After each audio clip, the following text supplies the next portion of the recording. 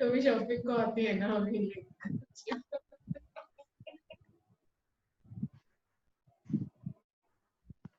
But here,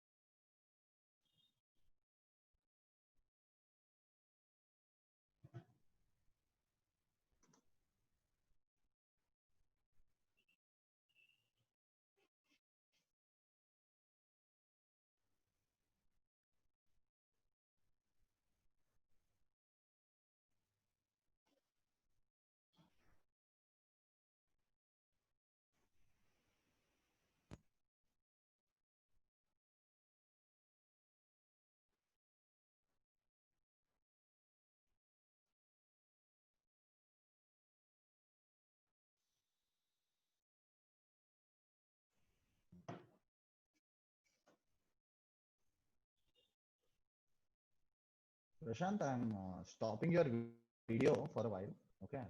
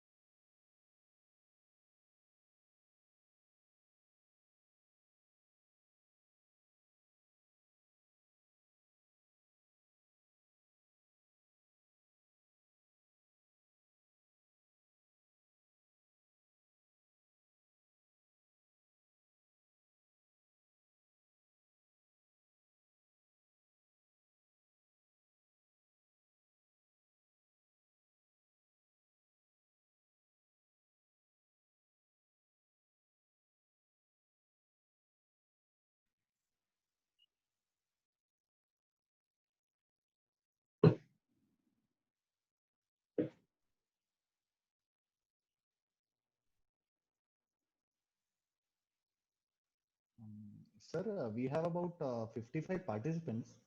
Can we start or should we wait? I'm fine with it. You can start. Go ahead. Okay. Prashant? Yeah, good evening. Good evening. Good evening, good evening, everyone. My patient, 62-year-old male, is from Hyderabad. He worked in the manufacture company as an operator. History given by self and son. He presented with chief complaint of swelling in both lower limbs since last 6 months. History of presenting illness. He was relatively all right 6 months back when he presented with complaint of swelling over both lower limbs. It was insidious in onset and gradually progressive. Initially involving lower limbs, then gradually it came up to the knee joint, and then it progressed to involve thigh region and upper limb, and then over the face since last 2 weeks. Mhm. He also had history of frothiness of urine since last 6 months, which was intermittent in nature and which was not associated with other urinary complaint in the form of drop in urine output, any history of reddish color urine, any lower urinary tract symptoms, or any history of burning micturition. Mm. He had history of cough and breathlessness since last 2 weeks. It was dry in nature, intermittent, and there was no diurnal variation. Mm. The cough was associated with breathlessness, which was usually on minimal exertion, and there was no history of paroxysmal nocturnal dyspnea or orthopnea. He had also a history of fever, which was acute in onset, intermittent, low grade, not associated with evening rise since last 1 week duration. It was subsiding by the consumption of paracetamol. Mm. There was no history of decrease in appetite or weight loss, or there was no history of any other indigenous medication consumptions or other NSAIDs consumption. There was no history of any rash, joint pain, no history of hemoptysis, melena. With the above said complaint, he had once shown to the physician. There he was not evaluated properly, but he remembered that the creatinine at that time was 1.5. This time during admission, the creatinine went up to 3.6 around 1 week back. Okay. With the above said complaint, when he was got admitted to the hospital, he was initiated on dialysis by right IJB non-tunnel catheter, and he underwent 3 sessions of hemodialysis. Mm. He also received 2 units of PRBC during the dialysis. Mm. He, along with dialysis session, he received antibiotic support, and he underwent kidney biopsy around 2 days back. Mm. During evaluation in hospital, he was told that he is having low serum albumin, which was 1.6, and he is leaking protein in the urine. He lost around 15 kg during dialysis sessions. Mm. Okay. This is my presenting complaint, sir. Okay. Mm. So So there is you can go sir. ahead with other relevant, like personal history and other history, Yes, and yes, sir. finish that part off. Yes, sir. Yes, sir. In past history, sir, he never had a history of similar complaint in the past. He had history of cardiac event around 3 years back when he underwent coronary angiography, and it showed single vessel disease, for which he underwent stenting. At that time, during admission, he was detected to have hypertension, and he was on tablet ecosprin, amlodipine, and atorvastatin for the same. Okay. Personal, yes, sir. Personal history. He consumes mixed diet. Overall dietary intake consists of around 1,800 kilocalories of calories and 50 to 60 grams of protein. There is no addiction in the form of smoking or alcohol consumption. In family history, sir, he's a only single son. The mother and father are both died at elderly age, and he's also having one more son. There is no history of any kidney disease in the family, sir. Okay. So Drug history. drug history, sir. Antihypertensive medication in the form of amlodipine. Received. He did not receive any specialized treatment till now. He just underwent biopsy 2 days back, sir. Okay. So can you summarize the case before we start before we open up for discussion? Yes, sir. The 62-year-old male presented with adult nephrotic syndrome. Presently admitted for fluid overload along with lower respiratory tract infection, and he also has acute kidney injury. Underwent 3 sessions of hemodialysis, received IV antibiotics and 2 units PRBC, and underwent kidney biopsy. Sir. Yeah.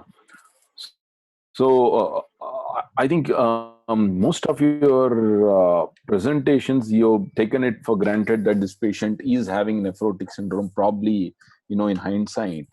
If you go according to the history, if you ignore the creatinine that this patient tells to you, do you still wish to keep the diagnosis of nephrotic syndrome alone as your diagnosis? Yes, sir. The patient actually 6-month history of pedal edema and frothiness of urine.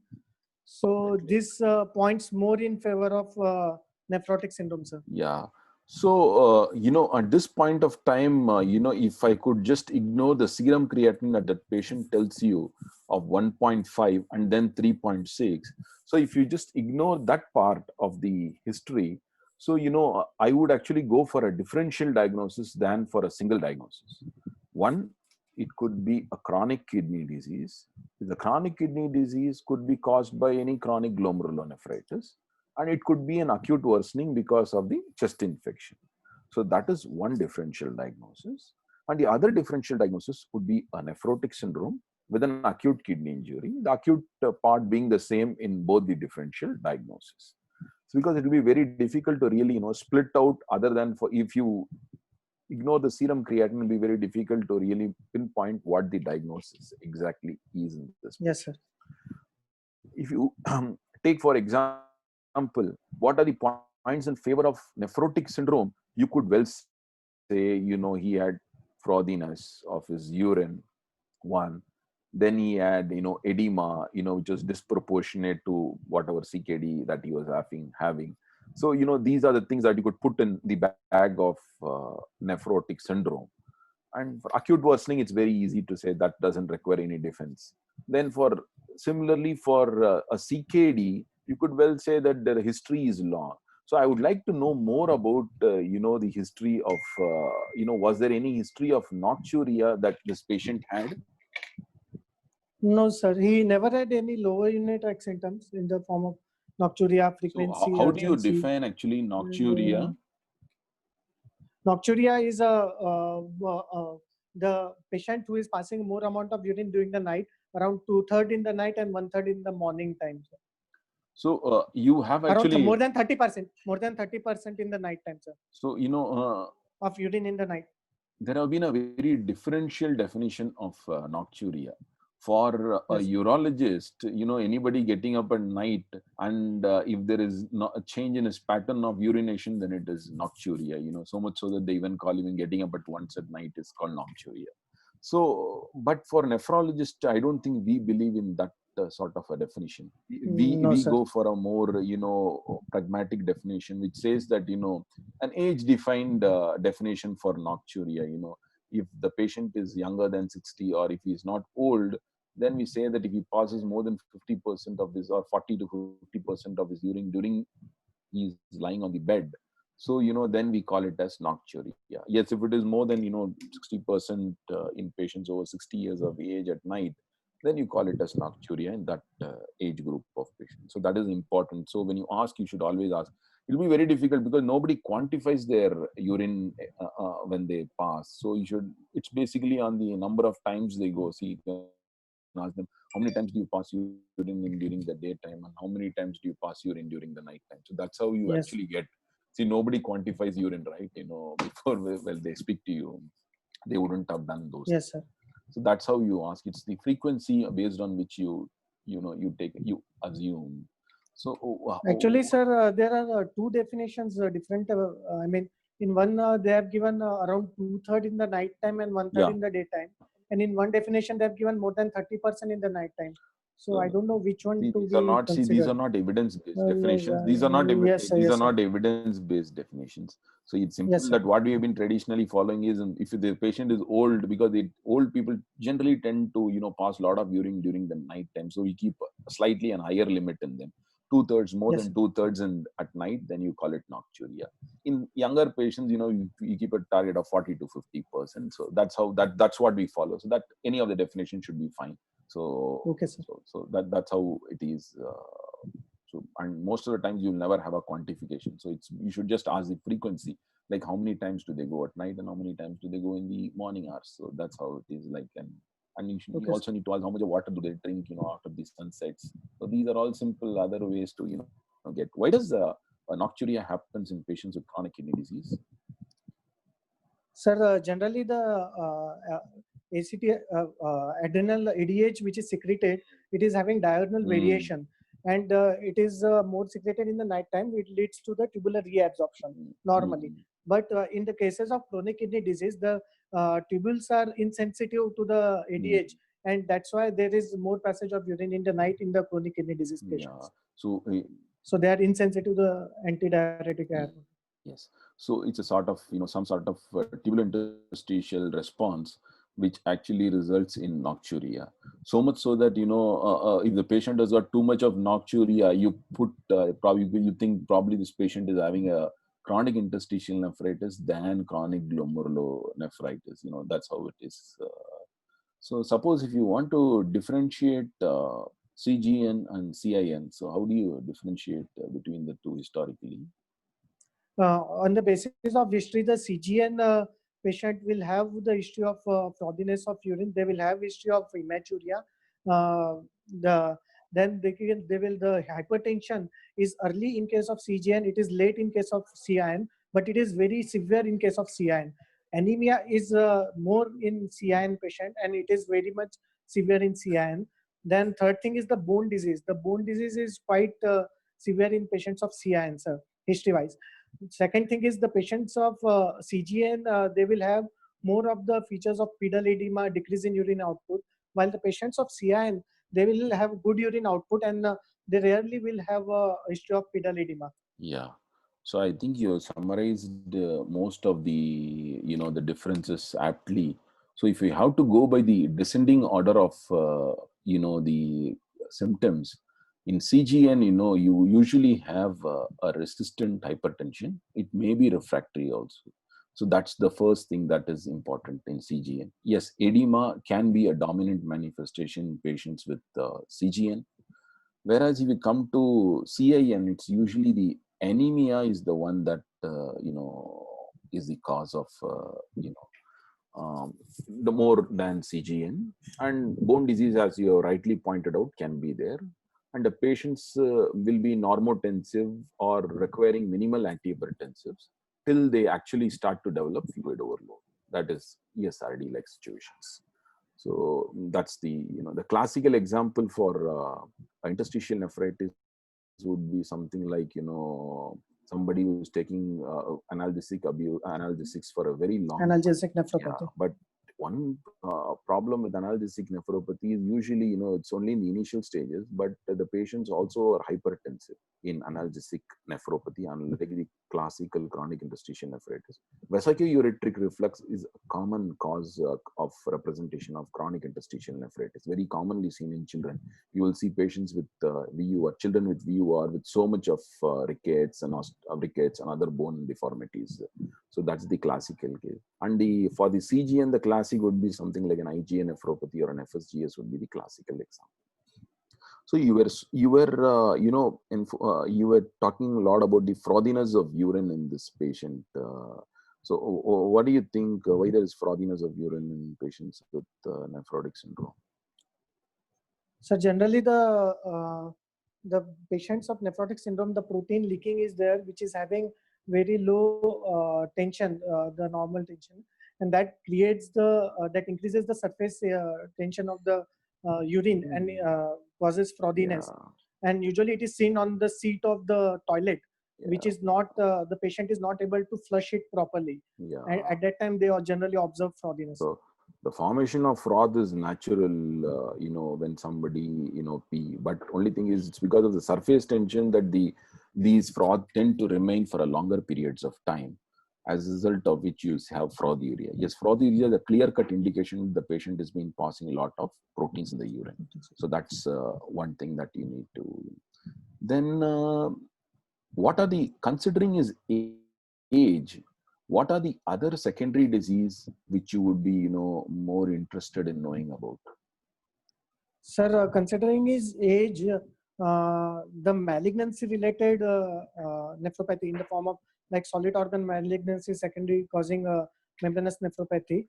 Second thing is amyloidosis I think, can be yeah. kept, So first thing is, I think, yeah, more than the solid organ malignancies, I think we should think about myeloma and its related disorders, myeloma. Yes, and sir. than actually solid organ. Solid organ malignancies causing nephrotic syndrome do happen, but they are rare. The common ones is because of the hematological malignancy, that is myeloma or MGUS, Myeloma. and that is common in older people. And we very well know that, myeloma or other plasma cell dyscarrias can cause entire ambit of glomerular diseases. So what would be your history? What would be your pertinent history in patients with myeloma? Sir, So ask. The myeloma patient, if they're having a lot of proteinuria and frothiness, Nahin, most probably what- they are developing amyloidosis. Nahin, what would be your Yes, sir. history to ask for myeloma? Like, what would be your history or pointers Bony, for bony pain, sir. Okay, so that's the bone pain So, is one. bony, bony Or pain, sir, and uh, severe anemia requiring multiple transfusions in the past. yeah, yeah. Then, so in simple Yes, words, I sir. will reframe the And, question. What are the points that suggest the patient has got myeloma? You could also include investigation. So you tell me about that. yes, sir. If the patient is older age, having history of bony pain associated with bony pain and having severe anemia, Mm. on investigation has been found to have raised calcium level, Mhm, renal failure, mhm, and calcium and low hemoglobin. These are the pointers towards myeloma. And So, also, usually myeloma, they present as a myeloma kidney, which is usually due to the cast obstructing the tubules. So we usually find the obstructive lesion in the kidney, and during the evaluation of the bone skeletal system, we may find this lytic lesions in the skull. So so, that are the pointers towards myeloma. so, yeah, I think you made most of the points. If when do one suspect myeloma in a patients with kidney diseases? One is, you have one, as you suggested, bone pain, and anemia disproportionate to the degree of renal functions. You could have a creatinine of 1 or 2, and you could have very severe anemia that you have made. And the third one is if there is an AG reversal, the albumin globulin level, the globulin level may be disproportionately higher to the albumin, because obviously globulins are secreted by the bone marrow. Then the fourth one is there could be a dissociation between your dipstick assessment of proteinuria or albuminuria and a 24-hour quantification. So in patients who have got predominantly cast nephropathy, they would not be picked up on a simple urine examination, because the urine examination picks up. They usually picks up the albumin, sir. Yes. So it's basically an assessment for albumin only. Whereas if you do a 24-hour quantification, all patients of myeloma will have a lot of proteinuria. So what is this kind of proteinuria called? This is non-selective proteinuria. It's actually overflow proteinuria. Overflow. So much of protein production in the body, that is the globulin production in the body, it protein. overwhelms the ability of the kidneys to metabolize those globulins, and it goes down the urine.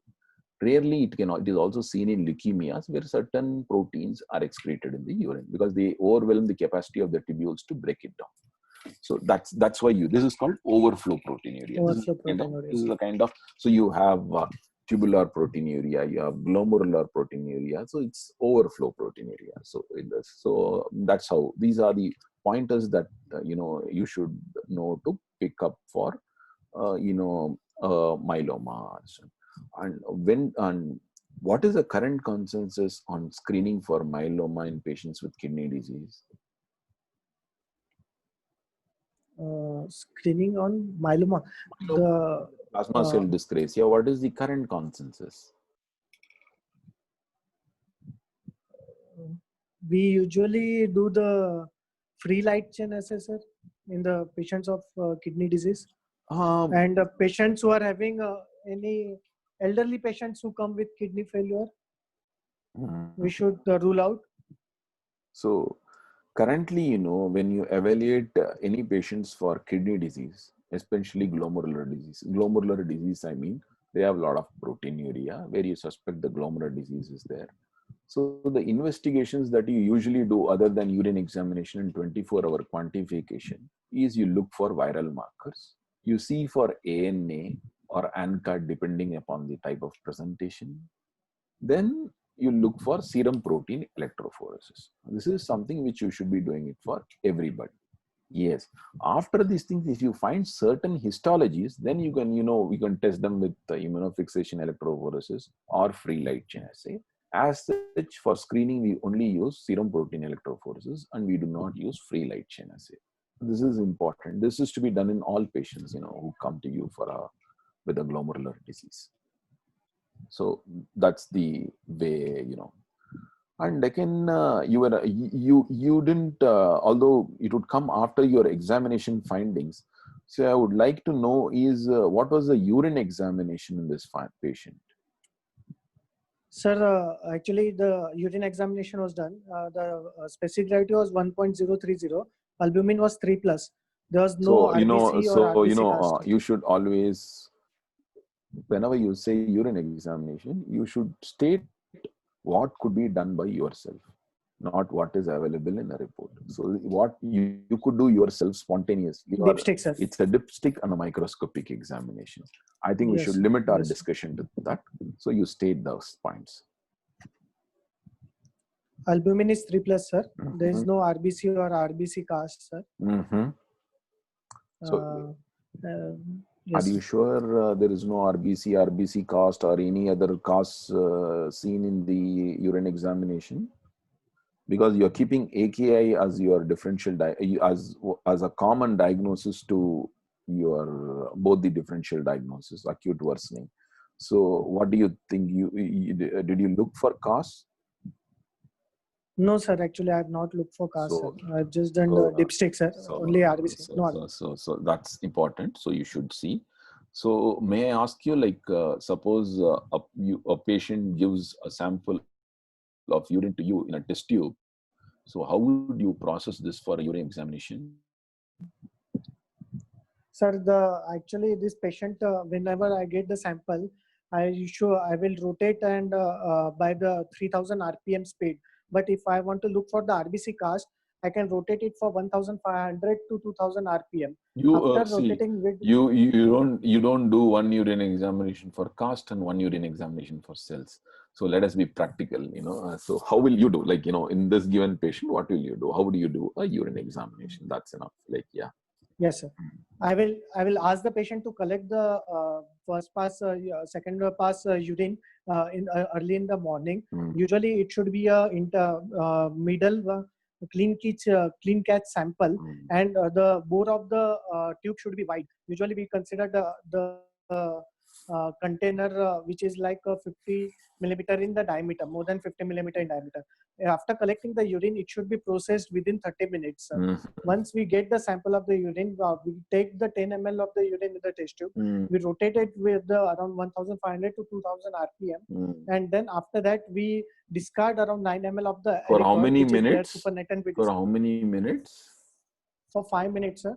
Okay, so it's very variable. It's variable. Some people do it at 3000 for 5 minutes, for 2000 for 10 minutes. So it's very variable. But yes, you should be doing it. Go ahead. Yes, sir. Then after that, 9.5 ml of so urine we discard, and the only 0.5 ml of urine we take into the aliquot, and then we put it on the slide. And then we examine over the. So Prashant, it's very difficult. 0.5 ml actually, of urine we take with the help of pipette, sir. So usually all these things are not available when you do a urine examination. So what you essentially do is it tells that you've not done it. So what you do is you take the test tube, after centrifugation, you drop down the entire test tube, but for the last drop of urine. You just put the last drop of urine on a Yes, sir. slide Last and see for 0.5 ml we kept it. so that's the last drop of urine. So that's how it is, and that you see, that you examine that urine for whatever you want to see. So what are the things that you intend to see? Sir, we'll usually like to see the cells or cast. Mhm. Uh, So what are the cells? What are the casts? cells like RBC, WBC, and Mhm. cast like RBC cast, WBC cast, highline cast, broad waxy cast. Hmm. So essentially, what happens is, we don't see all these things. You only see three types of cells. One is the RBCs. RBCs are cells with a central halo. Then they will be of different shapes if they are in a patient with glomerular disease. If you see anybody with stone disease, they usually will be of the same size. Then the second one is that Crystals. then Yes, the sir. second one is the WBCs that you see. They are slightly larger cells. And the third kind of cells that you commonly see is the epithelial cells. There will be large cells. It's very common because it only goes on to say that the urine was not collected properly. You'll find large number of cells. So they are the Yes, sir. epithelial Renal cells. tubular epithelial cells. Yeah, renal tubular epithelial cells. That's commonly seen. So that's a very large, the cells which don't have any right shape. They are of variable shapes. So that's the epithelial cells. The cast, commonly seen cast is the Eileen cast that is usually seen in patients with you. If you do, you do 10 urine examination, you may pick up a cast in at least two urine examinations. So it may be seen 5-20% of the urine examinations if done properly. And in a nephrotic patients, what will you see? And in a patient with chronic kidney disease, what will you see? Usually we see broad waxy cast in the chronic kidney disease patients, sir. Mm, Hello? yeah. So that's broad waxy cast is something which is common in patients with chronic kidney disease. So you'll see a lot of casts. That's all it looks like. And in a patient with acute kidney injury, what will you intend to see? In the patients of the acute kidney injury, I will like to see the renal tubular epithelial cast or granular cast, which are usually seen due to the tubular injury. And nephrotic syndrome will find the fatty cast and we may find this Maltese cross, which are a part of fatty cast. So when we speak about acute kidney injury, it will depend upon what is the kind of acute kidney injury. If it is because Acute of tubular necrosis. interstitial, if it is because of ATI, acute tubular necrosis, you will find there can be some RBCs in the urine. You will find muddy brown granular cast. Yes, That's sir. you'll have the waxy cast on which there will be the broken RBCs, and there the hemoglobin over it. So that's what is a muddy brown granular cast. And if it is interstitial nephritis, what will you usually find is in a microscopic examination, what will you find in an interstitial nephritis patient? We'll find the eosinophiluria in interstitial nephritis. We may find eosinophils. See, Eosinophil cast. Prashant, you do a simple urine examination. If you find, at the best an eye can pick up is a WBC. WBC. You are not WBC cast, sir. you are not going to pick up any. It's going to be very difficult without specific stains. You use a Cheney stain or a Hansel stain. Unless you use these kind of GIMSA, unless you use specific stains, it'll be very difficult to pick. And eosinophils is a feature of only some restricted kind of interstitial nephritis, like caused by methicillin. So it's not a common. If NSAIDs and other diseases, PPIs, they usually don't cause a lot of eosinophils in the urine. It's only WBCs in the urine. RBCs are commonly seen in patients with interstitial nephritis. 70 to 90% of the patients with acute interstitial nephritis will have RBCs in urine, which we usually tend to miss. So that's an important thing. And you can have WBC cast in patients with acute interstitial nephritis. And yes, you should make sure you rule out a urinary tract infections and a pyelonephritis, because pyelonephritis also is a kind of interstitial nephritis. Yes. Okay, sir. So these are the things you should know about the urine examination. And what are the kinds of cast crystals will you see? You should make sure that you do some urine examination so that you shouldn't get exposed. while you really, present the case, like, telling I'll take 9.5, nobody measures 9.5 ml, that's how it is. Yeah. Yeah. I haven't at least measured 9.5 ml till now in my life, and then took 0.5 ml. Yeah. Mhm. So these are the things that you told. So I am, but for the creatinine, I'm not yet convinced about your diagnosis of nephrotic syndrome, because I would take it either way. It could be a chronic kidney disease with an acute worsening, or it could be a nephrotic syndrome with acute worsening. So you said that the patient acute worsening is there in both of the differential diagnosis. So what do you think is the cause of the acute worsening in this given patient, considering your nephrotic syndrome itself? ये So क्या this हुआ patient. Hello. Yeah, go ahead. Yes, sir. This patient is having a severe hypoalbuminemia, which is like 1.6. This acute worsening of in this patient, I would like to keep differential diagnosis. One is pre-renal and renal cause. In pre-renal, I would like to keep as one possibility of severe. Prashant, this pre-renal part of the pre-renal campaign is over. We no longer say pre-renal, because pre-renal means a benign kind, and nothing is benign in any given patient. So this pre-renal part, you should refrain from saying pre-renal. So you mean to say dehydration. So you need to make specific comments rather than saying pre-renal, because it's not the current KDIGO does not encourage us to use these terminologies. Yeah. Yes, sir. Okay, sir. Sir, I would like to keep first is the severe hypoalbuminemia as one cause. Secondly, I would like to rule out the underlying sepsis, like because he had fever and lower respiratory tract infection as a cause of acute kidney injury. Third possibility, as he is having a severe hypolemia and possibility of underlying membranous nephropathy, I like to keep as renal venous thrombosis as one of the possibility of acute kidney injury. Fourth possibility is if suppose patient is having underlying kidney disease with acute crescentic transformation, that can be one of the possibility of this acute worsening. So you have at least given me 4 or 5 differential diagnoses for your acute kidney injury.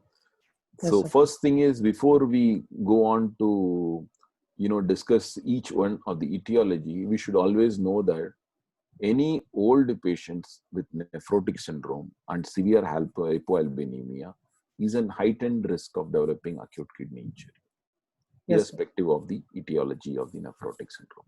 So your patient has both of them. When we say severe hypoalbuminemia, it's less than 2. So this patient does qualify for that, because this patient has told you the investigation. That is what I believe, and he's also old enough. He's 60 plus. So these are the 2 things. Your first differential diagnosis in this patient was hypoalbuminemia. So how does hypoalbuminemia result in acute kidney injury? The hypoalbuminemia, it causes severe decrease in oncotic pressure in the blood, sir. This leads to a decrease in further decrease in hydrostatic friction, and also causes decrease in glomerular filtration rate, leading to decrease in renal blood flow. So that leads to the acute kidney injuries.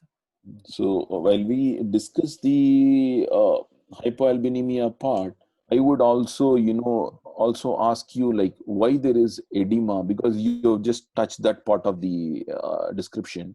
Why there is edema in patients with nephrotic syndrome? You would come to the renal failure part also. Why yes, there is edema sir, there in is patients with nephrotic syndrome? Yes, sir. Generally, there is underfill and overfill theory, sir. In underfill theory, due to decrease in oncotic pressure inside the blood vessel, there is a increase in fluid shift from the intravascular space to the extravascular space. And second thing is in overfill theory, what happens due to the severe proteinuria from the glomerulus, the plasmin which is secreted, it stimulates the ENaC channel that leads to the increase in sodium and water reabsorption from the distal tubules, and that leads to the edema in overfill theory. Okay. So there is one more theory, sir. Go ahead. Sir, there is one more theory, sir. They have considered that since the hydrotic pressure actually after some time will equalize in the intravascular and extravascular space, what they have said, there might be a direct endothelial damage occurring into the periphery that might cause fluid shift, sir. Mhm. So you mean to say there is three causes? One is underfill, one is an overfill, and the third one is endothelial cells, endothelial dysfunction. So, Dysfunctions. I would expect something more from you on elaboration. One is the underfill theory. I think underfill theory is more of it's more of hyper romanticized than actually what it is. So one is yes, what happens is there is a drop in colloidal oncotic pressure within the blood vessel and also in the interstitial space. However, the hydrostatic pressure remains, however, the transvascular pressure remains static, as a result of which there is increased seepage of the fluid from the vascular space into the third space. So that results in Yes, sir. edema. That's the underfill hypothesis. The other is which is more practical and pertinent is because we usually target our therapeutics to that is Overfill, there is sir. increased the overfill is that is there is increased sodium absorption by the kidneys. Along with Yes, sir. sodium, there is also increased absorption of water. So that Water, sir. so the one first explanation is you told about ENaC channels. It's not actually as simple as that. So what happens is ENaC is actually a closed channel. So what happens is when there is loss of, when there is effacement of the glomerular podocytes, there is loss of the negative charge goes off and lot of protein seeps into the urinary tubules. So Yes, sir. the plasminogen also seeps into the urinary tubules. So what happens in the tubules is this plasminogen is converted to plasmin. Plasmid, sir. Yeah. What this plasmin does is there is a gamma inhibitory domain of the epithelial sodium channel that knocks it off and opens the channel, as a result of which the epithelial sodium channel gets activated and there is absorption of sodium, and along with that there is absorption of water. And what happens with the decrease in the oncotic pressure is, and the fluid going out is, there is some amount of intravascular contraction. So nephrotic syndrome is a fluid overload state, but the fluid is there in the third space rather than in the vascular space. So there is obviously an activation of the sympathetic nervous system, as a result of which there is an afferent arterial constriction, which again results in increased sodium absorption. And also there is some resistance to atrial natriuretic peptide resistance is also there in patients Yes, sir. with Yes, sir. nephrotic syndrome. So, and also many people believe is there is something called pendrin. You are aware of what is pendrin?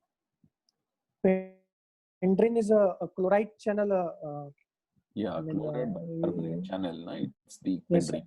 So this is the channel on which the acetazolamide would act. Yes, sir. Acetone. Yes, sir. So it's important because it's therapeutic. There is some applied therapeutics to it. That is why I'm asking you these things.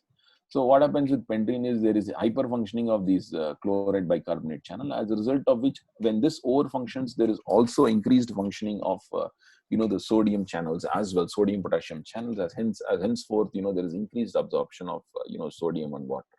So that is why some people believe that you could also give, there are clinical trials which have gone on to show that if you give acetazolamide along with hydrochlorothiazide for 2 weeks and then start furosemide, that results in better weight reduction than using a combination of furosemide and hydrochlorothiazide in patients with nephrotic syndrome who requires some sort of decongestion. So Yes, sir. that's one thing. So that's the acute kidney injury. Because we were discussing about the acute kidney injury in patients with this one. So that is why I discussed this part also. So because it is relevant. So once there is intravascular dehydration in patients with nephrotic syndrome, because of increased third space loss of fluids, there can be a decreased perfusion of the the kidneys, as a result of which the patient could go into AKI. Okay, sir. Also, what we need to remember is there is something called nephrosarca. Nephrosarca means, Yes, sir. so Yes, sir. what Interstitial happens? edema, sir. Yes, there Yes, can be interstitial edema resulting in clamping up of the Yes, the capillaries and obstructing the tubules. Yes, obstructing the tubules, and also resulting in a reduction in the glomerular filtration rate. See, the Yes, creatinine sir. really don't go up, but you would find that the patient has got a decreased urine output. So these are the mechanisms by which you could have. And if both the mechanisms, the intravascular contraction and the nephrocarca becomes very severe, you could have acute tubular injury or acute tubular necrosis. So that is one thing that we need to, the problem with these situations is that would really become difficult for the diuretics to really pull the urine out from the body in these situations. So Yes, sir. then the second thing you told about the renal vein thrombosis, I honestly believe this patient doesn't have a renal vein thrombosis, because renal vein thrombosis, one, you would, there are two kinds of presentation. One is a totally benign presentation. In some Acute patients with and membranous nephropathy, you just pick it up on some sort of screening. You see some IVC thrombus, some renal vein thrombosis, you do a random Doppler. Then the other way is usually, even in those situations, the patients would have some RBCs in the urine, and your patient did not yes, have sir. any RBC in the urine. So I would not really take that as a differential diagnosis very seriously. Yes, sir. Then the next is the crescentic transformation. Again, I would ignore in your patient, because this patient did not have any urine examination which was suggestive of a crescentic transformation. So what is the urine examination that you would expect in a patient who has a crescentic transformation? So I will find some active sediments, sir, in the urine, sir. So what, there is something called specific called active sediments, and these are all very hazy terms. RBC, RBC cast, sir. Yeah, you should have RBCs and WBCs in the urine, and you may have Yes, some sir. CAS as well, the RBC CAS as well. So you don't find them in your patient. So the chance of it being is also very less, unless you have done a urine examination very long ago and you have not repeated when the patient developed acute kidney injury. So then what is the next differential diagnosis? And sometimes what happens is, we ourselves would be the culprit in, the patient developing acute kidney injury, because, there could be an overzealous use of diuretics in these patients. Drug induced, sir. Yeah, drug induced. Most likely they are diuretics only. Overzealous use of diuretics resulting in intravascular contraction and, dehydration, the blood pressure going down, and, you could have, the patient developing ATN. The other thing that I would ask is, although we have not come to the examination part, but I would ask you, like, what are the, what is the blood pressure of this patient? Does this patient have any postural symptoms? This patient was No, sir. Actually, what was the, how was his blood pressure controlled over the years? And, what recently, was there an increase in the dose required, or was there a need to decrease the dose of antihypertensive that this patient was taking? this patient, sir, actually was taking only single antihypertensive before admission. During this admission, his blood pressure was 150 by 100 millimeters of mercury with no postural drop in blood pressure. And there was no, all the limbs, the blood pressure was similar. And the thing is, there was no recent change in antihypertensive medications used. It was continued on single medications only. So, and yes, sir. Go ahead. And eyes also I have examined. So in that also, I found that there was only mild arterial and narrowing. I was not able to see any papilloedema or any hemorrhage. So that's why I don't think that there was recent increase in blood pressure. Yeah, and the magnitude, the numerical that you are stating, doesn't go to suggest this patient is having an accelerated or a malignant hypertension at all. Like, Yes, sir. And, Yes, sir. So that's one thing. It seems to be, what do you think is the cause of hypertension in this patient? I feel that it is a primary hypertension, sir, because he had this hypertension around 3 years ago, and he was on stable medication, sir, for this. Okay. So during that time, he was not evaluated for any kidney disease, because usually, we say around 30 to 55 years of age, then, we take it as essential or primary hypertension. And after that, we evaluate for secondary causes. And especially this patient has got a kidney disease now. So, it would fall in a no man's land. Like, it could be either essential hypertension or it could be a renoparenchymal. At this point of time, at least you could well say that there could be some contribution from the renoparenchymal cause. Yeah, renoparenchymal. Obviously, the patient has got some kidney disease. You've also done a kidney biopsy in this patient. So there is some contribution from the kidney as well. Yes. And you said the BP was all okay, but it's 150 bar 110 millimeters of mercury, which is certainly higher, and you will require an addition of one more drug to the already going on antihypertensive. He's on amlodipine. That is what you said, right? Yes, sir. He's not on any ACE-ARBs, No, sir. because that's Yes, the sir. other thing which could cause a rapid deterioration in GFR in Yes, patients who have intravascular dehydration. So Yes, that's, if you use ACE-ARBs in those patients, there could be an acute or a precipitous drop in the blood pressure and or the glomerular perfusion. So hence, you could have an ATN. So that's how it is. So so so. Go ahead. The drugs that you told this patient is taking is amlodipine and he was earlier on amlodipine, atorvastatin, and ecosprin. Now, just before the kidney biopsy, they have shifted him to the heparin, sir, and the ecosprin was stopped, and nothing else, sir. Otherwise,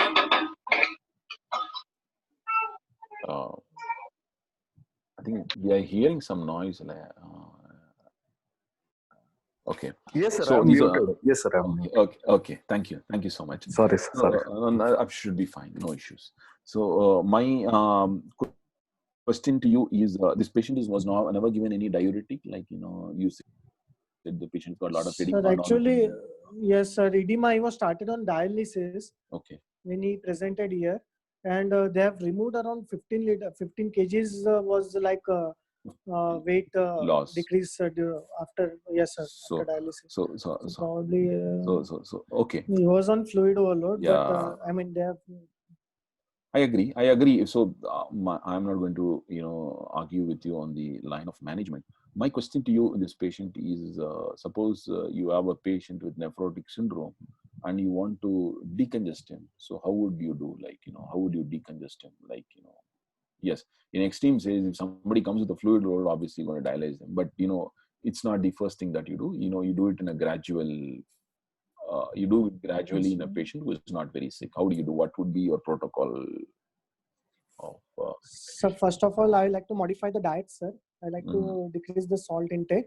I like to add a diuretic in the form of furosemide, loop diuretic, and we like to check the response with that. If suppose there is no response with the furosemide, I like to look for what is the serum albumin, and if suppose serum albumin is very low, they can have the resistance to the diuretic. So then I will have to supplement the IV albumin along with the diuretic. And then if again if there is no response, then I will like to increase the dose of furosemide. And if there is no response to this, I will like to add the second diuretic in the form of chlorthalidone or thiazide diuretic. And then I like to check the response. You're right partly, but I'm not very satisfied with the answer, honestly. So, Prashant, you start with furosemide, you rightly pointed out, along with salt restriction. That's fantastic. So when you say the patient does not respond well, like how do you say respond well or not? Like how do you judge on that? Suppose you start somebody on 40 milligrams at morning and in the afternoon, and what are you going to judge in this patient? Sir, I like to check the urine output, and I like to check the weight of the patient. So that's important. You need to say that. We'll see the urine output and the body weight. We usually say that a liter and plus of urine should be fine. And if unsatisfactory weight reduction means somewhere around 0.5 to 1 kg a day should be satisfactory to us. Satisfactory. Yes, sir. Yes, 1 kg per day. So 1 kg per day means the patient should at least pass 1.5 liters of urine, because with fluid restriction, the patient would yet eat something, and that would result in 500 to 600 ml of undeclared fluid intake. So that's how it is. So around 500 to 500 grams to 1 kg is what you target in these kind of patients. So if you are okay with that, that is fine. Then if you're not happy with that, then you add you could either add hydrochlorothiazide, or you could add spironolactone, any one of them. Spironolactone, many people are infatuated to spironolactone because they believe that there is increased aldosterone, there is sympathetic activation, and the renin-angiotensin activation, and aldosterone is increased aldosterone levels. So probably you could target pathogenically the increased aldosterone. So some people do start aldosterone as the second line agent, but you can also use hydrochlorothiazide. We've been using hydrochlorothiazide as second agents conveniently for a very long time. So then you look for a reduction. So if you don't have a reduction in the weight, and you could, and if the patient is not very sick and is not very symptomatic, you could then go on to add the third agent. So that's how it is. And why do you think there is a resistance to diuretics in patients with nephrotic syndrome? Sir, Normally, the patient should have a lot of urine, right? Even if you Yes, use hydrochlorothiazide as an antihypertensive for the first few days before you develop a diuretic break phenomenon, there is a lot of urine that the patient passes. Why does this sort of resistance happens in patients with nephrotic yes, syndrome? yes. The diuretics usually they are secreted in the renal tubules with the help of OAT, which are present into the proximal tubular cells, and these are usually protein. I mean, based on the protein. If there is hypoproteinemia, there are two reasons. One thing is the diuretic does not reach to the tubules, and second thing is the tubule. There is no secretion of diuretic inside the tubules. That's how they don't reach to their target target cells which are present into the renal loop of Henle. That's why there is usually a diuretic resistance in the hypoalbuminemia, sir. Okay. So actually, this is one of the causes. As you rightly pointed out, the most important cause is, almost all of the diuretics is bound to the albumin than the protein. It's bound to the albumin. So Yes, the albumin levels are low. So obviously, the volume of distribution of the diuretics is going to be very low. So hence, they are yes, sir. going to, that diuretic going to the kidneys are also going to be less. This is one thing. The second part is what happens is, as the diuretics are bound to the albumin, most of these diuretics will get freely filtered by the glomeruli and will be shunted out. Then the third one is the general metabolism of the tubules are heightened, as a result of which the furosemide that enters the tubular cells also is catabolized. Then So, fourth is, sometimes you only told your patients are a creatinine of 3.6 and, he developed a drastic reduction in the urine output. So that's a case of something like ATN. So, these kind of kidneys don't respond to any amount of diuretics that you pump in. So, and last but not least, you should remember that when you give oral diuretics, there, in a patient with anasarca, there can be lot there'll of be gut edema. decrease in There can be lot of gut yes, sir. edema. Decrease. So as a result of which, the diuretics may not be taken up itself. Although torsemide has got a very good bioavailability, around 75 to 100% of the torsemide that you give would be, taken into the body in a normal homeostasis. But whereas in a patient who is nephrotic with a lot of gut edema, most of the Yes, drugs decrease don't in the go up. absorption. Yeah, exactly. Including, steroids, they are not very much absorbed into the system in a patient with anasarca. So these are the causes. You should, try to enumerate all these causes because these are there are practical implications. Then you told I would give albumin to your patients. So do you just directly jump up about and give albumin, or you'll wait for some time? Like, how do you go about? Sir, usually we wait, sir, because if we give the albumin, there is high chances that the patient will develop pulmonary edema, sir. So if there is severe indication in the form of, if there is a acute nephrotic syndrome along with the crisis, like patient is having mesenteric artery ischemia or patient is developing severe hypoalbuminemia related symptoms. So at that time only I will try to give IV albumin. So, Prashant, so what you do is, it's not the problem with the fluid overload is not the problem. The actual problem with albumin is any amount of albumin that you give in the next 48 hours, it will be emptied from the body. Yes, So sir. the That is tubules what. will catabolize. So that's the most important reason. So it's Yes, just sir. like putting the money in the drain or in the toilet. Yes, sir. So essentially use albumin when the patient has got, if some patient has got severe postural symptoms and he is not able to hold any fluid in the vascular compartments. You do an ultrasound, you see the IVC is totally collapsed. The patient's BP is very low. The urine output is dropping. These are the patients whom you will give albumin. 1.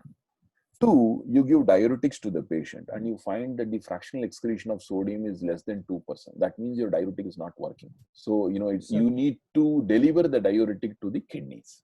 So for that, you give diuretics charged in albumin, in an albumin bottle, once by slow infusion. Third one, sometimes, the patient can have rapid, gaining weight because of decrease in urine output, because of decreased delivery of diuretics. Obviously, the second and the third etiology are interrelated. Yes, but yes, that's how it is. And all these things with salt compliance. So these are the things. That is why these are the indications where you give albumin to your patients. One is hypovolemia,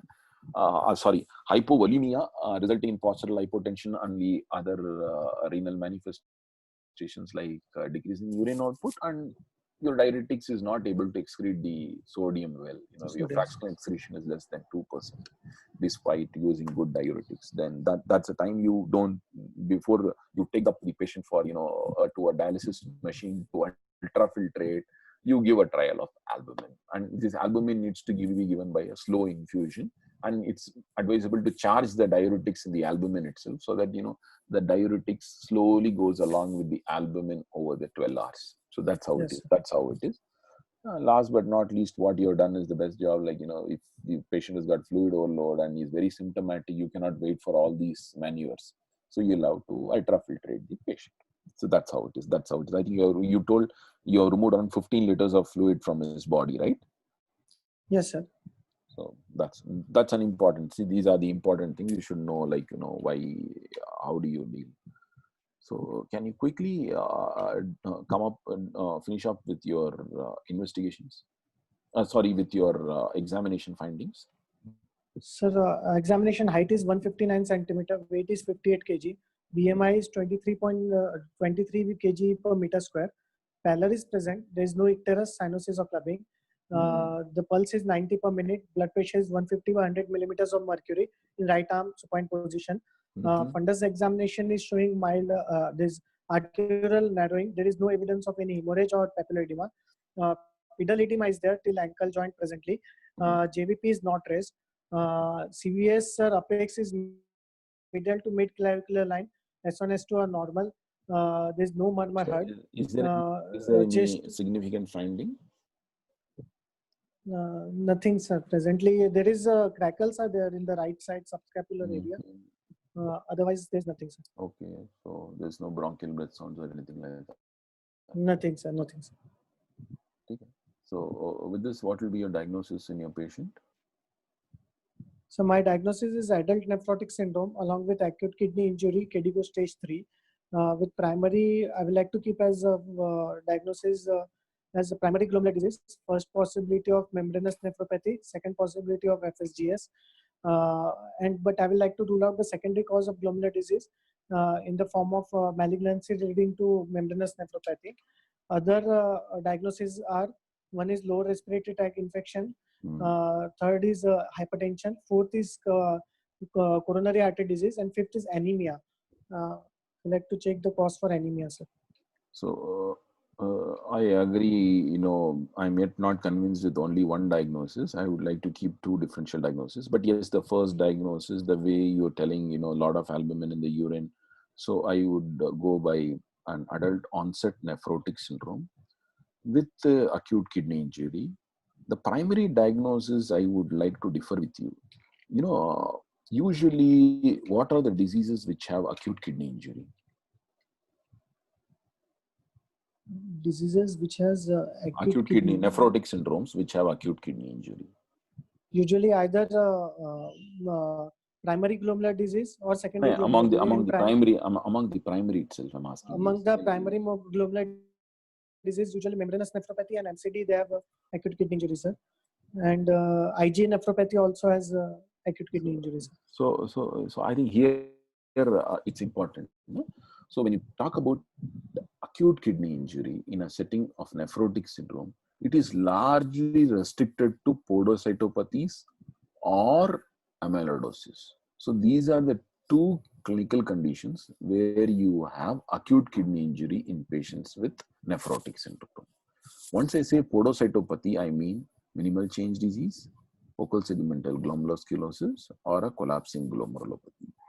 And amyloidosis, yes, in patients with amyloidosis can present with acute kidney injury. Membranous nephropathy, usually it doesn't present with, renal dysfunction. Renal dysfunction in membranous nephropathy is a rare finding. Unless, there is severe overzealous use of diuretics, or if the patient has developed severe infection and sepsis. So that's a different story altogether. So, but otherwise, usually patients with podocytopathy are at an increased risk of developing acute kidney injury. This you need to bear in your mind while you make a differential diagnosis.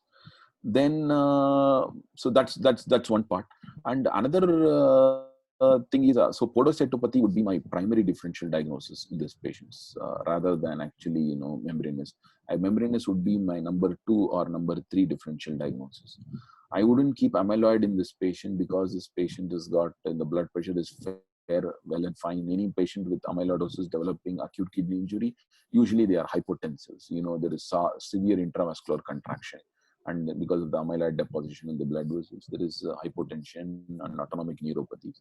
So I wouldn't keep amyloid in my patient. But yes, podocytopathy would be my first diagnosis, and second one would be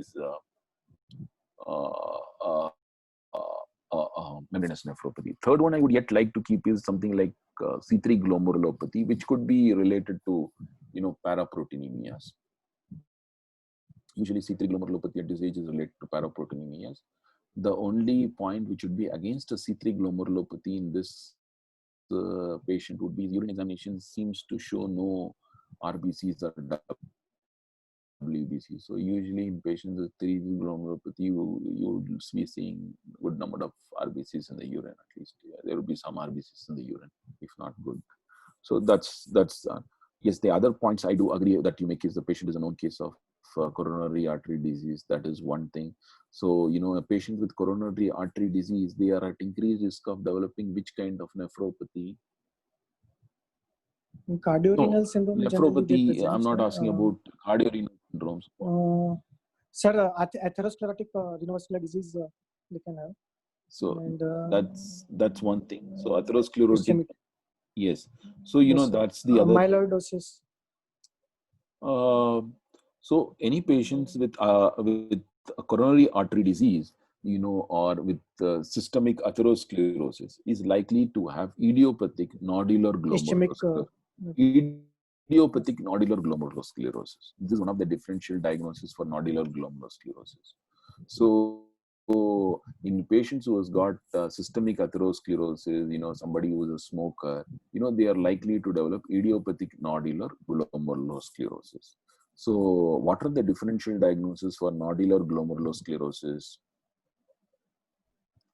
Sir, nodular glomerulosclerosis can be number 1 is the deposition diseases like deposition disease like light chain deposition disease or fibrillary glomerulonephritis or cryoglobulinemia. Other causes are like diabetic glomerulosclerosis, which may lead to the nodular glomerulosclerosis. Sir. So essentially, nodular glomerulosclerosis is, a few of them. The most common being diabetic nodular glomerulosclerosis. Yes, it's called diabetic nodular sclerosis itself, Klemm-Mills lesions. So that's the most common ones. Then the second you rightly pointed out is monoclonal immune deposition disease.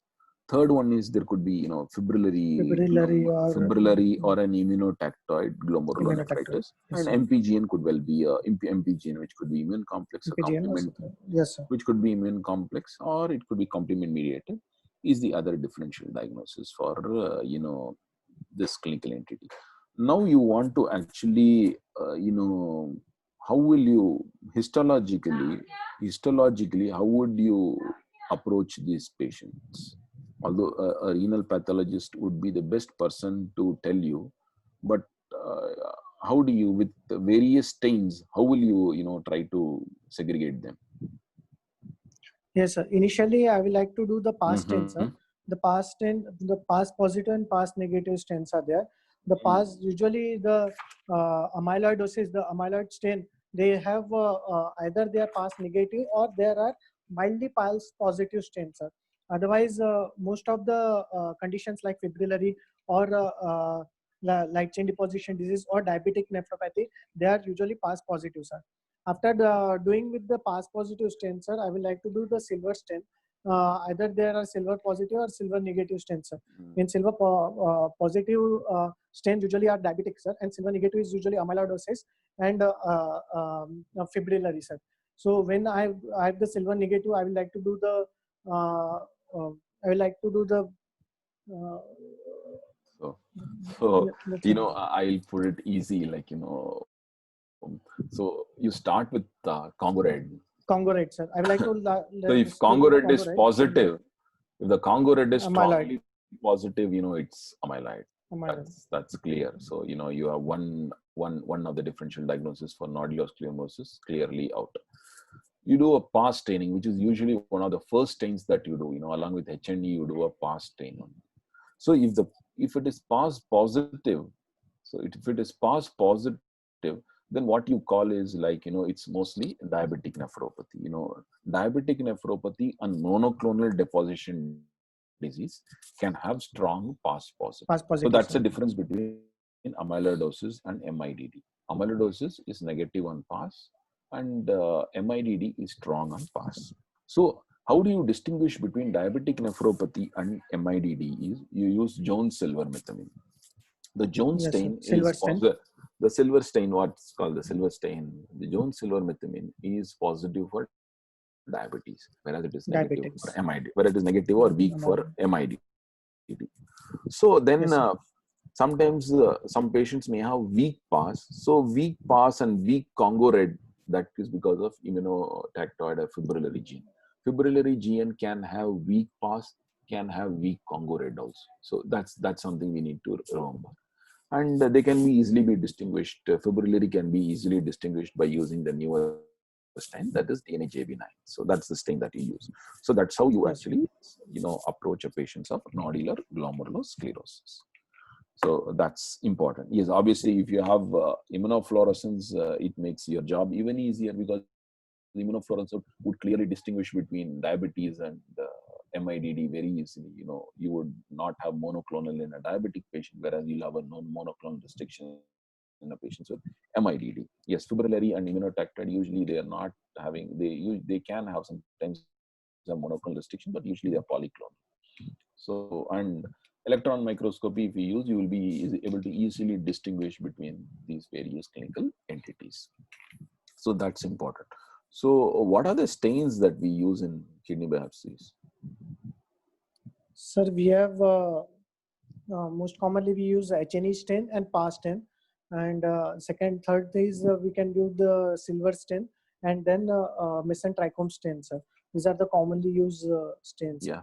So basically, if you speak to a pathologist, they usually concentrate on three stains. You know, HNE, Yes, sir. PAS, and HNE, PAS, and Jones-Silver or methylamine on mesenteric. So these are the 3-4 mesenteric. stains that they use. Yes, obviously, if the suspicion for amyloid is there, they would do a Congo Red stain. That's how Congo they Red stain. Because other stains like von Kosa, and they are very restrictive. They are not done on a routine basis, or some stains are used to see for fibrosis. So these are the stains that we usually don't do on a routine. So while you do a kidney biopsy, like if you want to see for a glomerular lesion or for anything, so what is the number of glomeruli that would be enough for you to come to a diagnosis? Sir, usually they say that if you're looking for, conditions like FSGS, we require as much as 20 glomeruli, but otherwise around 10 glomeruli are sufficient to diagnose most of the conditions. Mm-hmm. And usually in the transplant kidney biopsy, they say 8 glomeruli are sufficient, sir. And in transplant glomeruli, we require 2 arteries, while in native kidney, we require 1 artery, sir. So essentially, is ideally you will require the whole kidney, but that's not practical. So, but it depends upon the kind of diseases. But the general consensus is, they say 10 and 7, 10 in native kidney and 7 in transplant setting. But if you want to be sure, is sometimes, even 1 glomeruli would be more than enough for certain conditions like membranous or Fabry's, like that. Yes, as you pointed out, right, for FSGS, you need to have the maximum number of glomeruli, because otherwise there could be, you could miss FSGS. So for most of the glomerular lesion, other than FSGS, around 5 to 6 glomeruli should be enough. That is what is the international consensus. But yes, you can't, you really don't know whether it's a glomerular disease alone, or it could be a tubular interstitial disease, or a combination of glomerular and tubular interstitial disease, which is very common. For tubular interstitial disease, they usually say that you should have at least 10 glomeruli because you need to, evaluate for the entire, if the tubulo-interstitial component, like, for that you need to have at least 10 glomeruli so that you have a larger volume.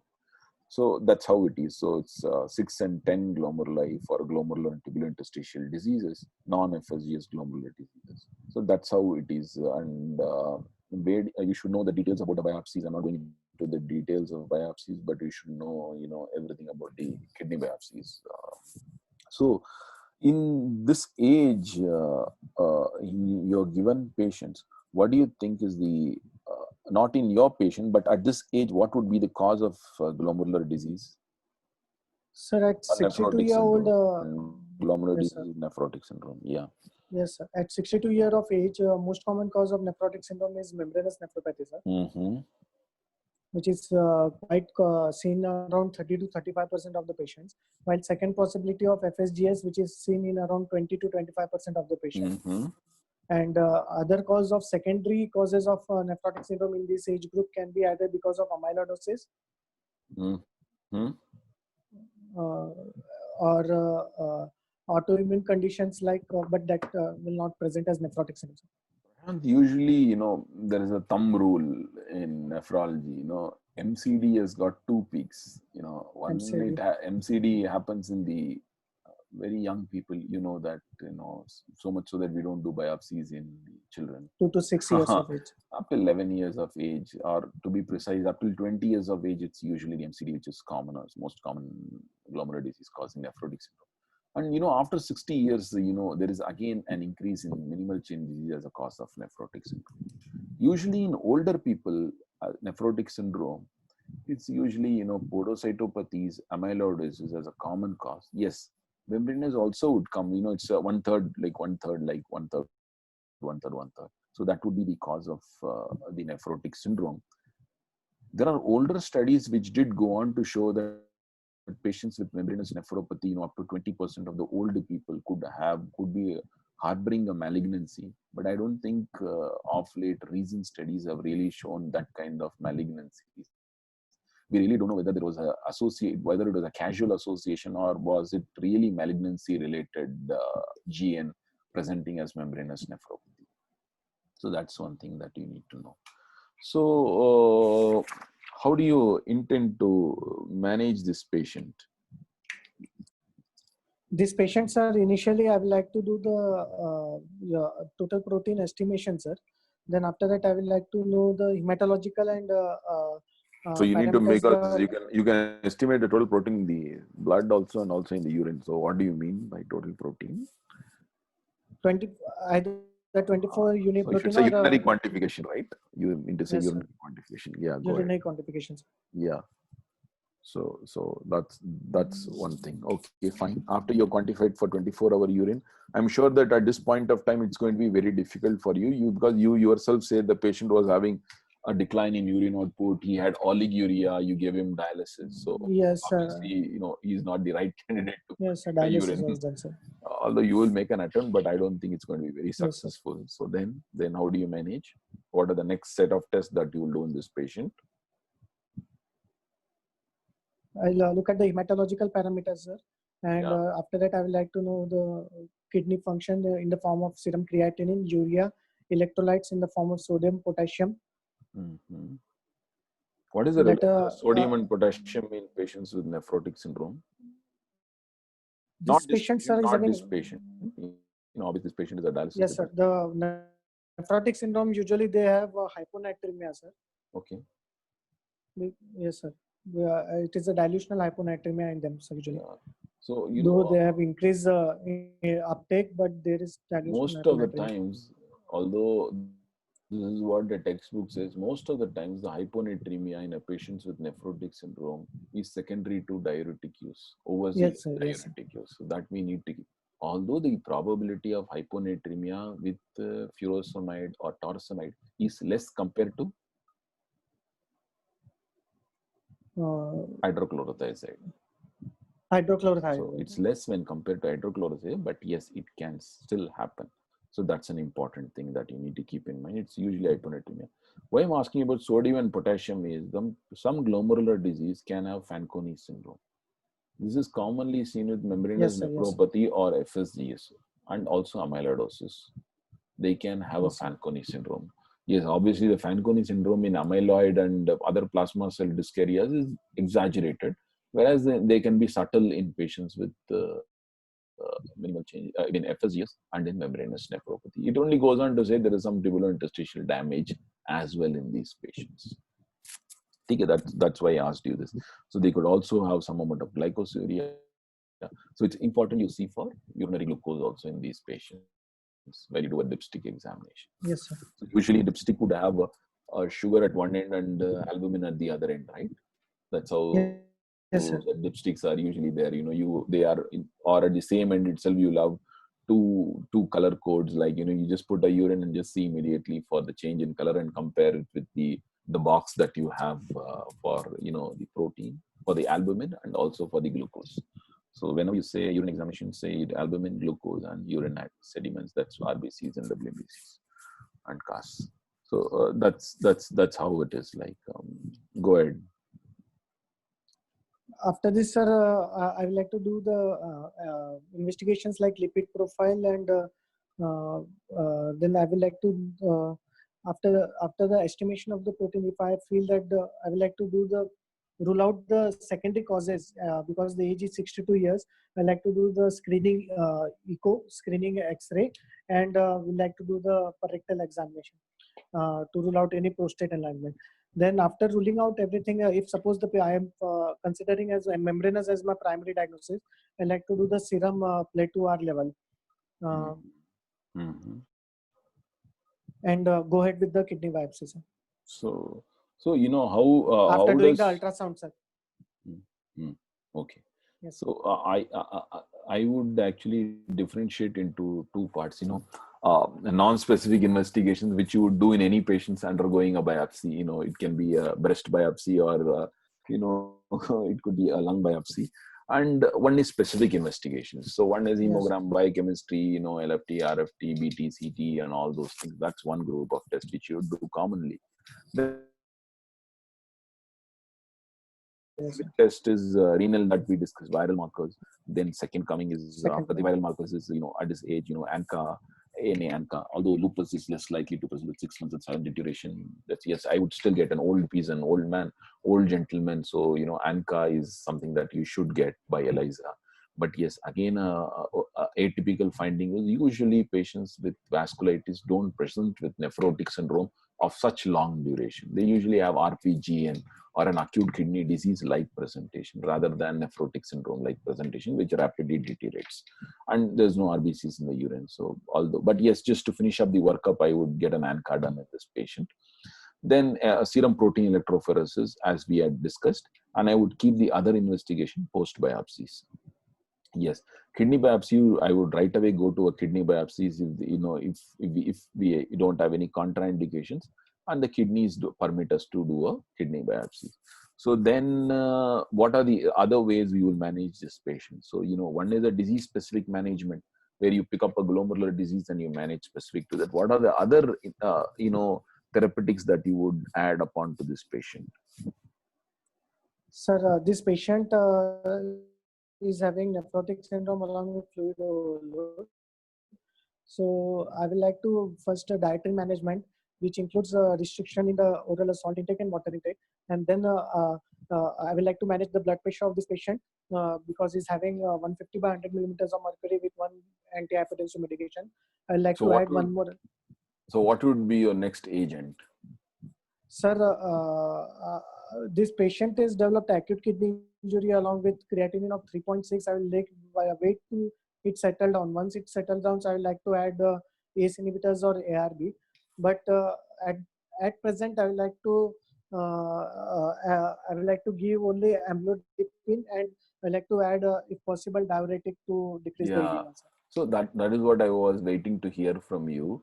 The next agent, according to me, should be a diuretic. Diuretic, sir. Because you have decongested him. You have reduced his body weight by 15 kgs, or you removed 15 liters of water in him. So that should have reduced the nephrosarca. So it would allow the diuretics to act. To act, sir. So you should start the patient with diuretics. So diuretics has got two jobs. One, it increases the urine output and also reduces the blood pressure. So you could have Yes. two birds with one bullet. So that's how it is.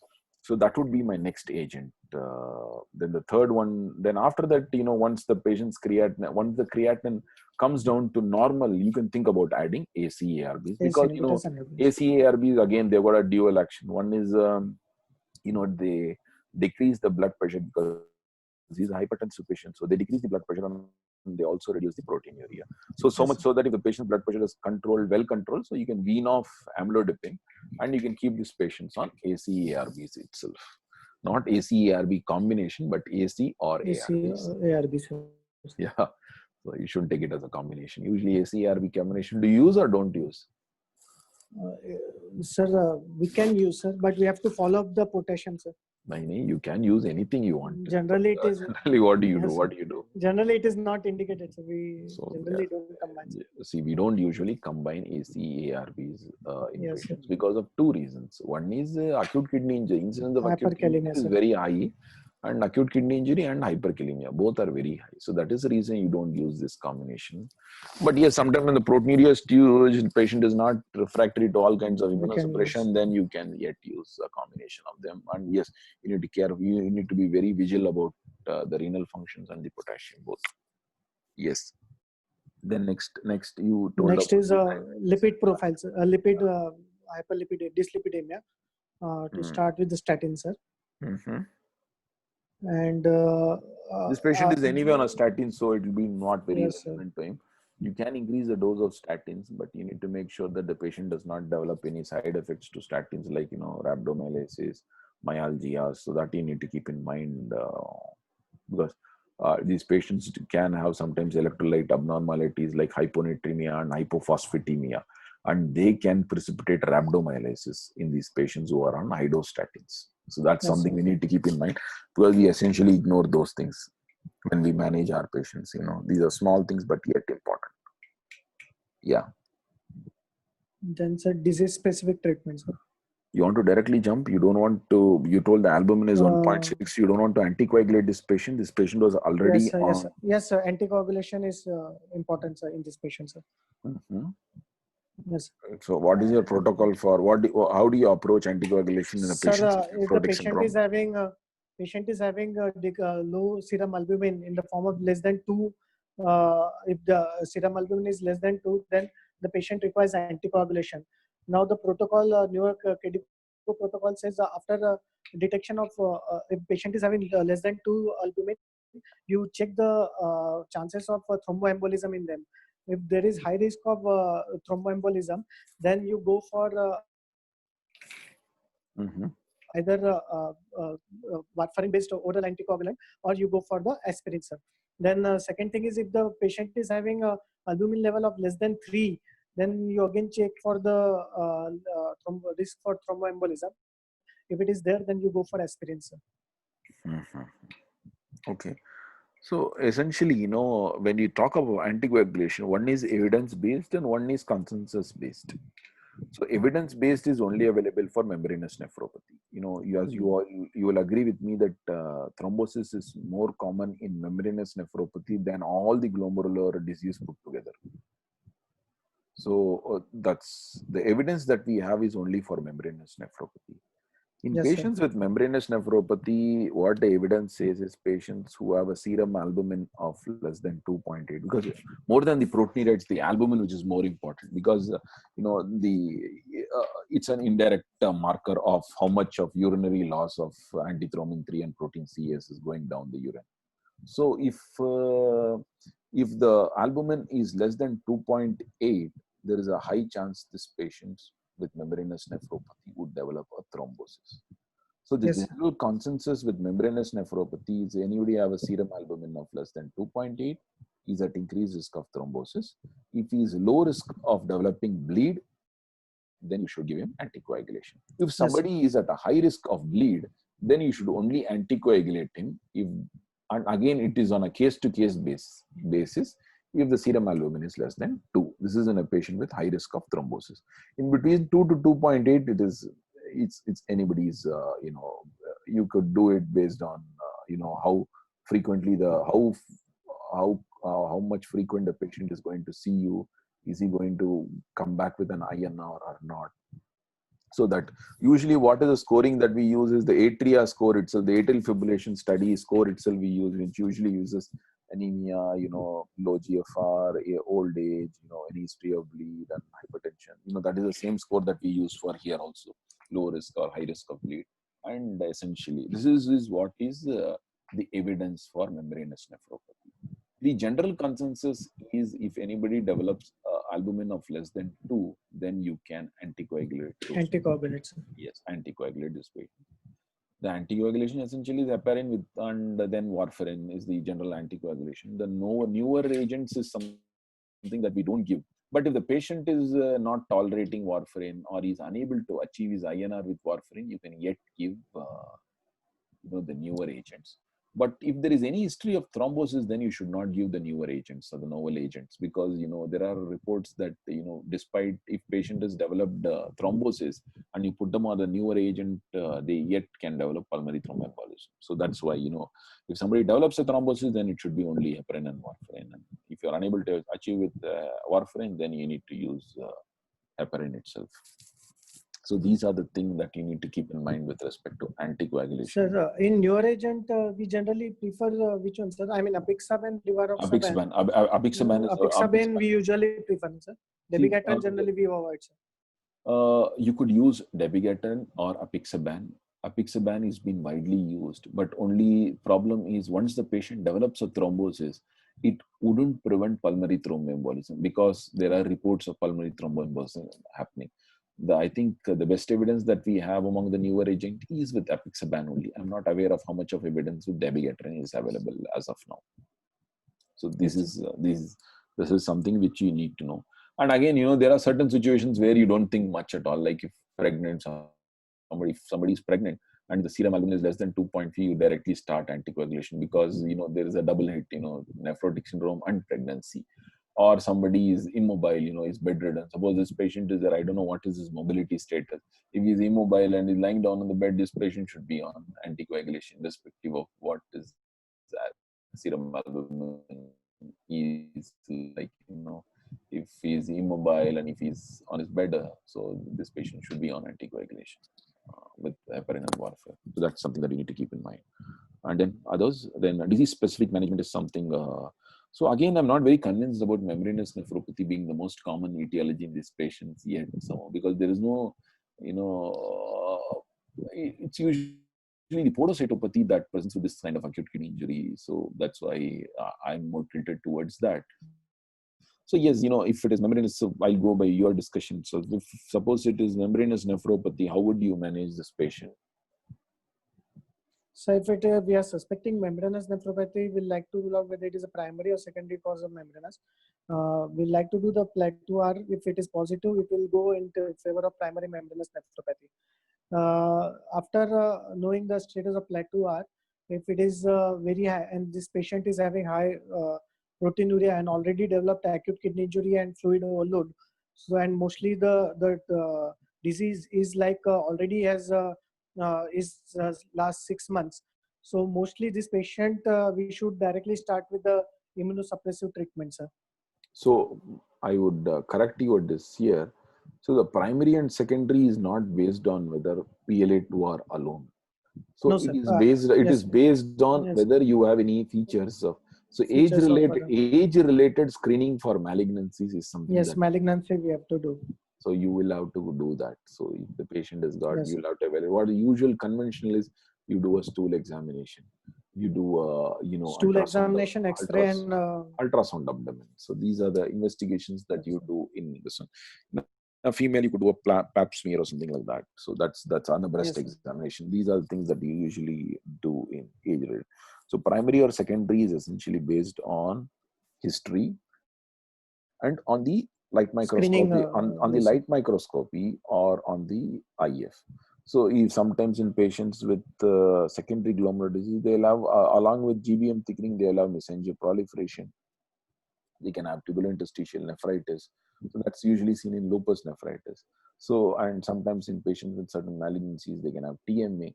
So that's how, you say primary or secondary, because PLA2R is commoner in primary membranous nephropathy. But there are reports of patients with malignancy who have antibodies, autoantibodies to PLA2R and thrombospondylin, albeit it being a very rare. But yes, primary and secondary is not based on only one antibody testing. It's based on, history, clinical examination, then, your biopsy and the other allied age-related malignancy screening.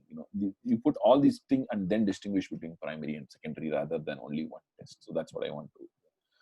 The second part Yes, is yes. you told 6 months has already happened. So, somebody who's developing renal failure, it isn't relevant at all to actually, wait for any time. If somebody has got renal dysfunction, you need to start immunosuppression. Yes, the debate could be what Yes, could be the nature of immunosuppression, but it is never a question that you should wait for some time for starting immunosuppression because this patient is having renal dysfunction. There are few indications in membranous nephropathy. Conventionally, membranous nephropathy, we wait for 3 to 6 months, before we start any kind of immunosuppression. But there are certain indications where you essentially don't wait at all. One is if the patient has got renal failure. Second is if the patient has got venous thrombosis. Or third, if the patient is having repeated admissions for infections. He develops spontaneous bacterial peritonitis. Although SBP is commoner in patients with podocytopathies. But yes, you could yet have peritonitis, chest infections, repeated chest infections. So then you really don't wait for any time. And the mentor trial, what they've done is even anybody with an albumin of less than 2, they have directly started the immunosuppression. So these are the situations in membranous nephropathy where you don't wait actually, for a response or for spontaneous remission. You just go ahead and start immunosuppressive therapy. So the debate would be what would be the nature of immunosuppressive therapy that you would use in this patient. This patient is having, sir, complication in the form of severe renal failure, fluid overload, rapid worsening of renal function. I'd like to start this patient with the cyclophosphamide-based therapy, sir. Mm-hmm. So you want to use cyclic or cyclophosphamide and steroids as a therapy? We can actually use the daily cyclophosphamide-based regimen also, sir, which is like 1.5 mg per kg. So, that kind of regimen doesn't work well in membranous nephropathy. What has been established and what evidence we have, what long-term evidence we have is with the cyclical therapy. So where you use 1 month of steroids, you use large dose of steroids, right? You're giving 3 pulses of vinyl prednisolone and then Yes, sir. 0.5 milligrams of steroids. So that's a huge dosing. So then you use cyclophosphamide on the second in the 6th month. It's fairly very strong. What are the other therapeutic options that you have with nephropathy given patient?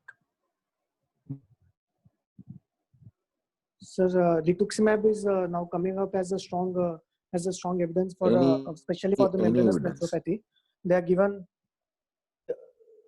rituximab, sir. There are a mentor trial which has compared it with the CNI, sir, where they are found to be useful. I mean, better than CNI, sir, over the 24 months. And then there are other trials like GenRitux trial, which has compared rituximab with the supportive treatment, and they have found that the rituximab is better as compared to the supportive treatment, in which they have found that the remission is seen in 60% as compared to supportive treatment, where remission is seen in 30% of the cases. So there are 2 regimens, sir. So rituximab is a second alternative that you can use other than the modified Ponticelli regimen. You can use rituximab as the next agent. Although with this degree of renal dysfunction, there is only one dysfunction, and they were treated with 1 day 50, and they respond favorably. So drugs, CNI is a third, but essential degree of renal dysfunction and oliguria.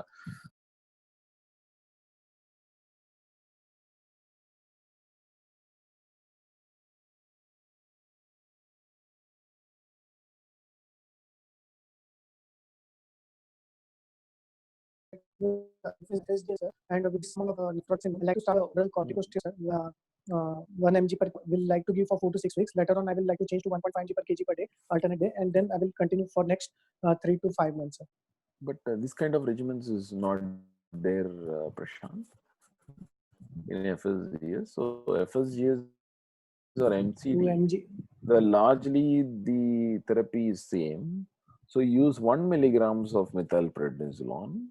So if you want to use 2 milligrams, you need to use it on an alternate basis. So use 1 milligram per kg body weight to a maximum of 80 milligrams, or 2 milligrams per kg body weight to a maximum of 120 milligrams on an alternate day basis. And you need to follow up on a monthly. Respond by the first month, you can start slowly tapering so that by 6 months he is off steroids. Otherwise, you keep following up. You declare steroid resistance by the end of 4. Usually, patients who do that. So if the patient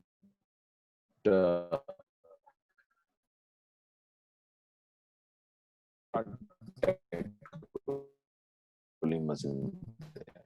So in a level of about 5 to 8 to CNIs or not. So suppose you have a young patient. So what is the role of genetics in these patients with nephrotic syndrome, with FSGS and MCD? Sir, there are certain conditions like genetic conditions in the form of they are either steroid responsive or they have alternative treatments. Like some of the conditions like cobalamin defects, they can use vitamin B12 as a treatment of choice to treat the patient of the FSGS. Second thing is the mutations like APOL1 mutations. We can discuss the patient about the prognosis of the patient. We are having the worst prognosis in them. So that can be discussed with the help of genetics. So then so we can discuss with the family, sir, about. So essentially, inheritance.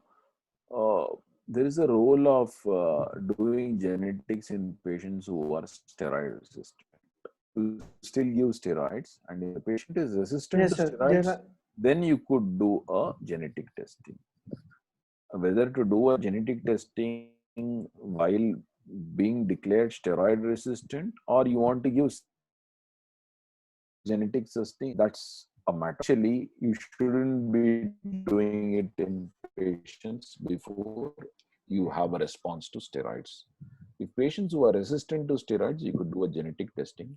Yes. Initially, it was thought that, very young onset nephrotic syndrome, you are likely to pick up higher genetic causes.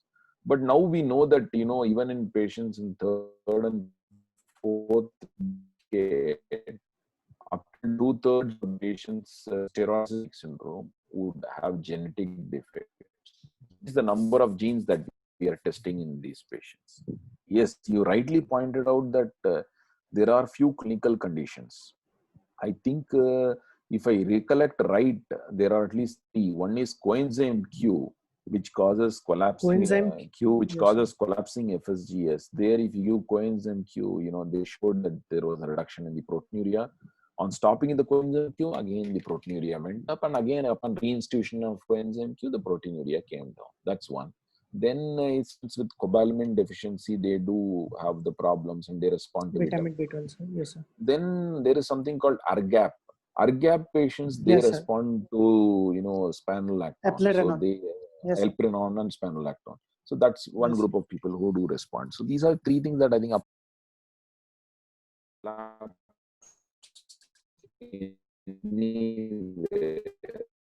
and you find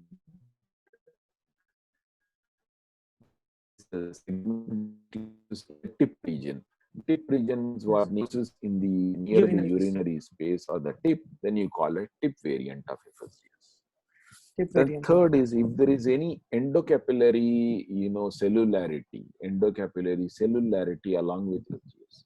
Then the Yes, fourth one is perihilar variant of FSGS, where there is sclerosis in the perihylum. And the glomeruli are really large. When do you call the glomeruli are large?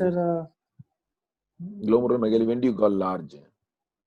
So, simple, अच्छा sir. You see on the high power field, usually it should be restricted within one high power field. So if you find that the glomeruli is going beyond one high power field, then it's clearly a glomerulomegaly. So you can't use a caliper and keep measuring all the patients. So these are all rough assessments. Similarly, when do you say GBM thickening? So usually more than a 350 nanometer. You think anybody will have you think anybody will go take a caliper and measure every time? So what you do is GBM thickening is seen with respect to the tubular basement membrane. If the glomerular basement membrane is as thick as the tubular basement membrane, then you say it is GBM thickening. So these are certain things that you need to know. These are all tips. You understand? Yes, sir. So that's perihilar variant of FSGS. So if the FSGS does not qualify to none of the above four that we discussed, then you call it as not otherwise specified. Not otherwise specified, sir. Okay. So that's how it is. So collapse can be there with FSGS, collapse can be there with lupus, collapse can be there with diabetes. Collapse is essentially portends a very poor prognosis in patients with glomerular disease. Yes. Any other kidney disease. The patients have a lot of proteinuria and they don't do very well on immunosuppression as well. So that's how it is. So, and you give steroids and the same way. And I think the future is any patient who is steroid resistant, we should do a genetic workup before starting CNI also, because if the patient is having a genetic defect, then you essentially don't need to give CNIs in future. You can just keep them unless you will be spending money, and also you'll be inciting damage by giving CNIs.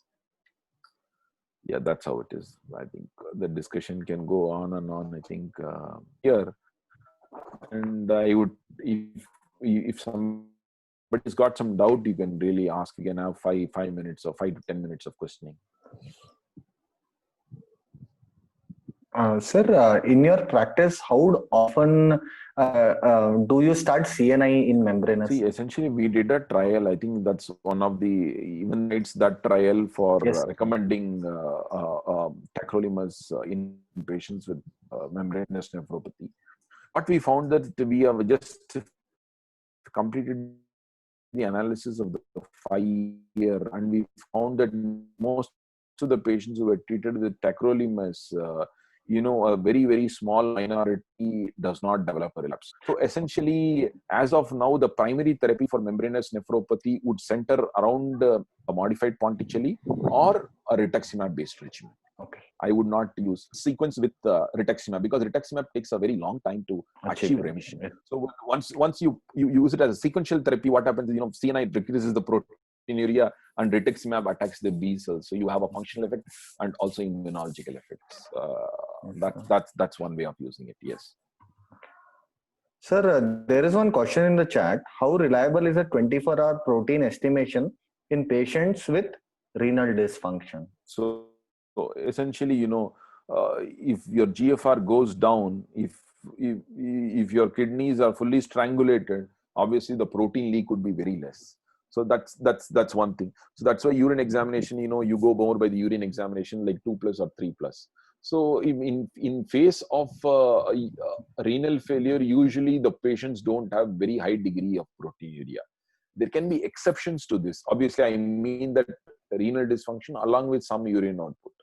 Patients with collapsing FSGS, patients with plasma cell crises, including amyloid, these are patients where even patients with renal dysfunction could have lot of proteinuria. But for that, otherwise the proteinuria decreases with decline in GFR. So that would be my answer. Yeah. The question other is you do a protein creatinine ratio and you do a 24-hour urine protein. Yes, at lower levels it is fine, but at larger levels of proteinuria, even the PCR and the 24-hour urine protein don't correlate with each other. Sir, what is your usual cutoff after which you essentially don't do PCR at all. Okay. I do a 24-hour estimation only. Sir, there's one more question. What is the experience with ENaC inhibitors in adult nephrotic syndrome? So ENaC for inhibitors, treating edema. You mean to say amiloride? Yes, sir. Yeah, so people Yes, have sir. used Amyloid. of the plasmine. It knocks off the gamma domain of the ENaC, and there is increased absorption. So amiloride and acetazolamide are underutilized drug, and they can be used.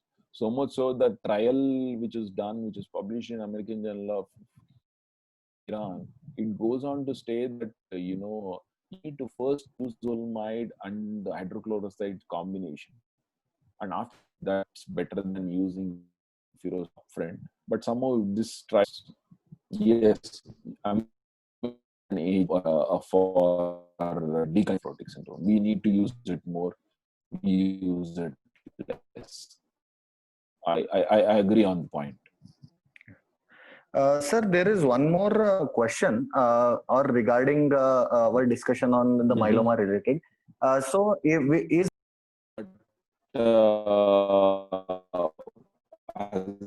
when you ask us a screening test is used, whereas a free light chain HA is a costly test and is not freely available everywhere. So screening means it should be easily available and economical.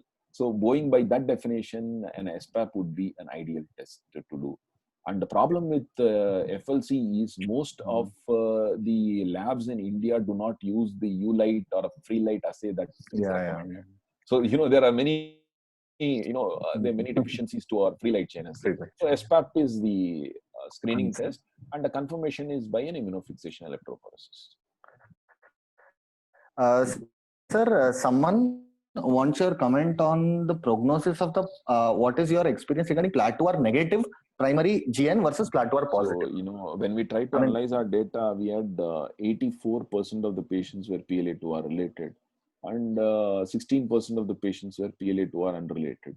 So when I say PLA2R related, there could be either tissue and serum positive, or tissue positive alone and serum being negative, because the patient was started to go in some sort of remission by then.